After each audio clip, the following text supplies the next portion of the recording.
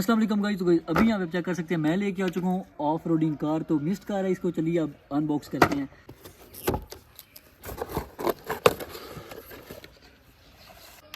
तो गाइस ये रहा इसका रिमोट, यहाँ पे आप चेक कर सकते हैं।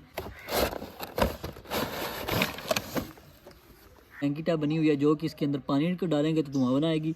उसके बाद ये रही गाइस इसके साथ एक चार्जर हमें मिलती है कुछ इस तरीके से।